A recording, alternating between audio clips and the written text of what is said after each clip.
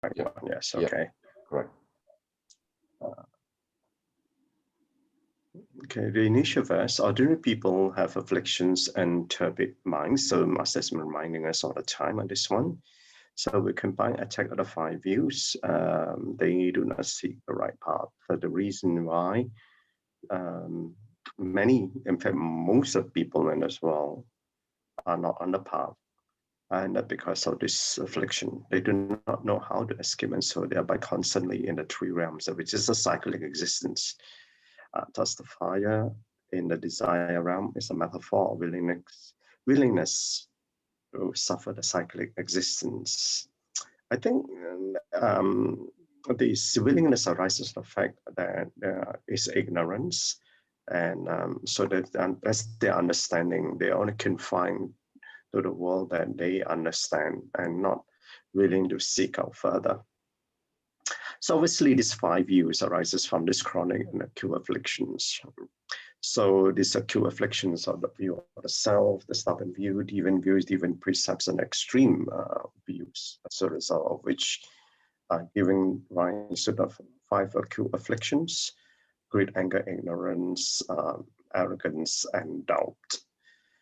So if you don't learn the Buddha's way, and then how does then one know that there are these five acute afflictions and these five chronic afflictions?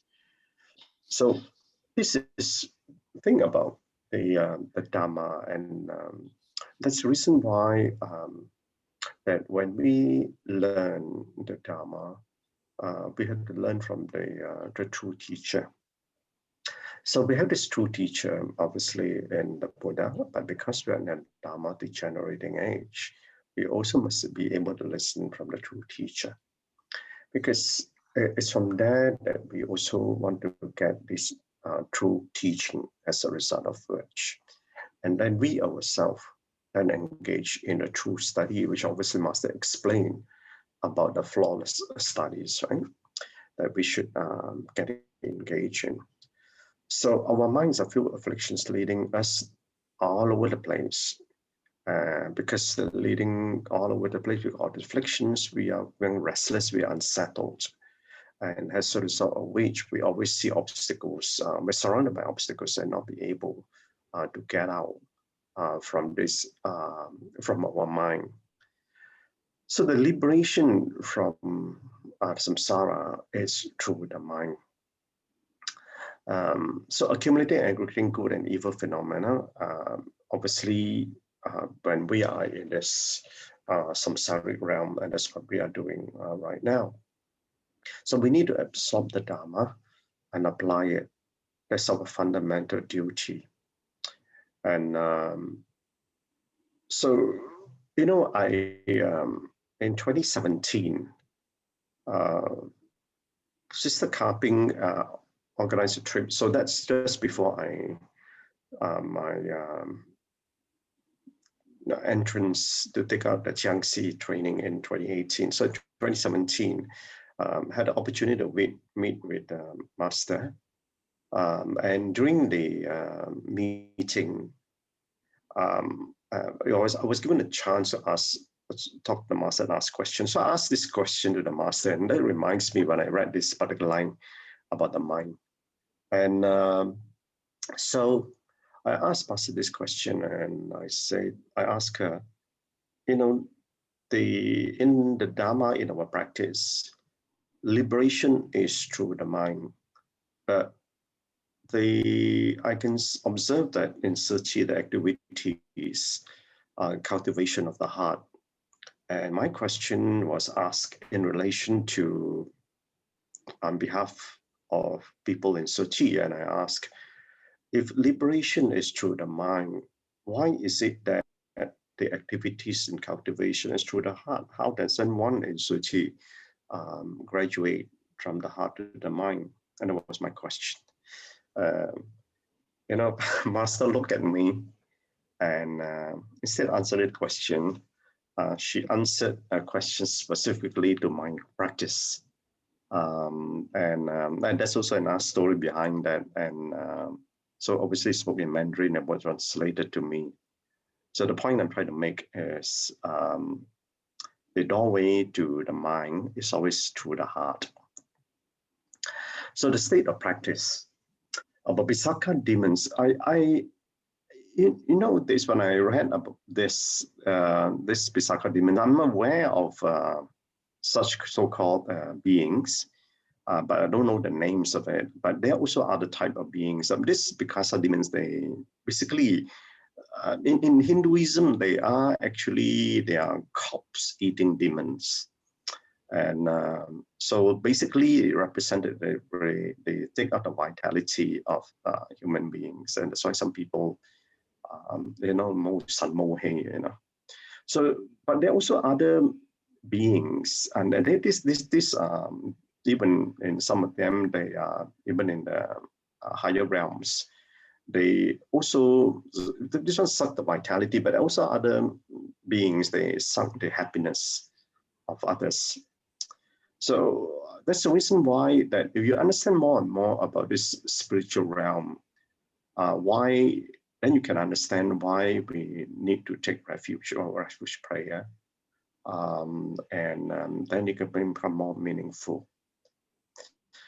And then the Master went on to talk about the 4 dhyana heavens. Those who have some background about meditation will know about the different levels of jhanas.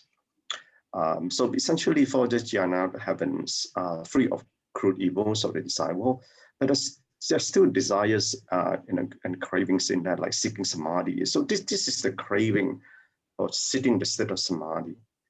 Then the two traces of suffering, because even in spiritual practice, one must always remember there's still attachment in spiritual practice. God can be the attachments doesn't mean that you let go from worldly things. One can still engage and gradually changing from attachment in worldly matters to attachment in spiritual matter. And this is the key thing that Master mentioned about this.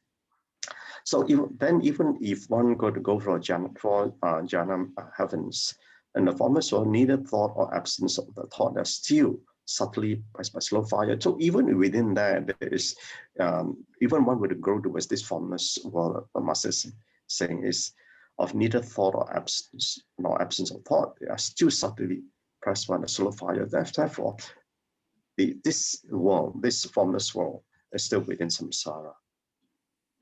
So the lessons learned. So we are down to the subtlest affliction. So eventually what Master is trying to explain, that even if one goes up to the levels of that for jhana heavens, there is still subtlest affliction. That's the reason why in our practice, and as when you grow, we're going to go into precision practice. And is this precision practice is to actually be able to actually know the most subtle of your afflictions. Only then that can be eliminated, and then it's only then one can grow in perfection of virtues and wisdom. Because what Master say is that even a single spark can start a prairie fire and can burn the whole field. So as long as we have traces of afflictions in our mind, it can expand into severe and obvious afflictions. Therefore, we must be cautious. How can we be cautious? We can only be cautious if there's clarity in the mind. And clarity in the mind can only come from the purity of the heart.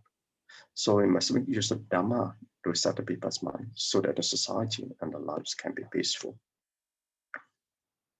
So in contemplation, one should first seek to awaken within so that one can advance in knowing within. You see, even when someone learns the teaching, learns some Dharma, and this is a lot of them. I have great respect for people who want to seek for the truth, because within them they're awakened. The heart is open, the mind is open, the heart is open to seek. So to seek to awaken within. So we need. But there are people who want to seek to know the truth, but they're closed. The mind could be closed, the heart could be closed. So unless we are awakened within, it's hard to advance in knowing within. So what the part of practice that you know, and this is the part of practice that you understand and that you know that there is a practice that can give you the true teaching. And that is what I mean by the part of practice that you know. So learning to walk and walking to learn will grow in your knowing. See, learning to walk is a learning about the Dharma.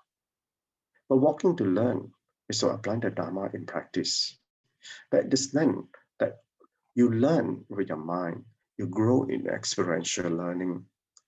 So there's no point in this learning, but we do not um, uh, do what we learn. So we need to walk the talk. So we'll grow in your knowing. So the practice will then gain you learning in self-growth to evolve, to transform your spiritual development. The self-growth in a spiritual practice is nothing can grow within you except yourself. So this is what I mean by learning and self-growth. It's only from the self-growth that evolve. You see, what is being evolved? Evolve is to grow from one state to the other state. So when we want to grow in consciousness of understanding and consciousness of spiritual development, it cannot learning and growing is not enough. We got to evolve. Evolve is going from one level of spiritual consciousness to the next spiritual level of consciousness. So if the mind consciousness is only at the 6th level, and the 7th level is filled with habitual tendencies and 8 is karmic seeds. So you can now imagine that from those levels, you can understand what level that you, a spiritual consciousness that you have to develop to get through to the intrinsic nature. So having the right understanding will generate the right thoughts to move you well into practice. And this is what the Noble Eightfold Path is, isn't it? So it's from that right understanding, it's only then the right thoughts will move you well into practice.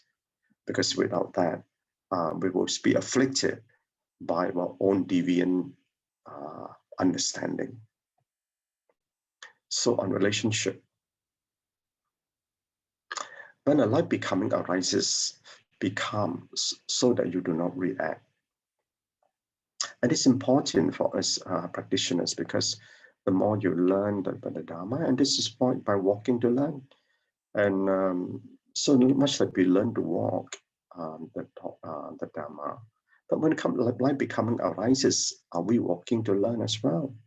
So therefore, in this light becoming that arises, when we should accept it calmly, because you know that you are ready for those lessons, for you to learn from your own life becoming. So we do not react, but instead we need to apply the Dharma to the life becomings that unfolds. So we need to respond with the right action, the right speech, and the right thought. So this can only come about when you have the right understanding of the Dharma. So to respond. So your action must be one that is gentle and kind. So it must be gentle in your action and kind in your words. Do not speak, therefore, unless your words sound more beautiful than silence. Okay, brothers and sisters, that's for today. Gan En, Brother Chin, for another round of wonderful sharing and great guidance every day. Yeah, so much. Okay, Brother Chin and Sister Siu Ping and Sister Ka Peng need to leave us. Yeah, can we all take a group photo before they leave us? So that we will see each other next year. Yeah. Okay, so thank you so much. Happy New Year, everybody. Yeah, Happy New Year. Have a great year. So we'll see each other next year. Yeah. Is Sister Moon here? Yes, she's here. She's there. Yeah. So Sister Moon, the last line is for you. Last slide. Okay. Yeah, thank you so much. Yeah. Okay. Thank you. Happy New Year, Brother Chin. Yeah. Happy New Year. Yeah. Happy New Year. Yeah, let us continue with our sharing. Can we have Brother Tzu Wei to share your insight for today? Brother Tzu Wei. Gan En, Brother Robert. Good morning, brothers and sisters. Morning. Yeah, the keyword I pick up today is keeping quarantine of the afflictions because it's about affliction. So Master says, keep quarantine of the afflictions. The afflictions now, 处理现在的烦恼. So just to keep our mind safe from the afflictions now, instead of thinking about the state which may be very far away. Master say 要想去不可想象的境界，可能会走火入魔. So coming back to basic, just keeping our mind, yeah, and how to do so again is coming back to cultivate self and helping to bring others to the Bodhisattva path, and also the reminder of being attached to the quantity of giving.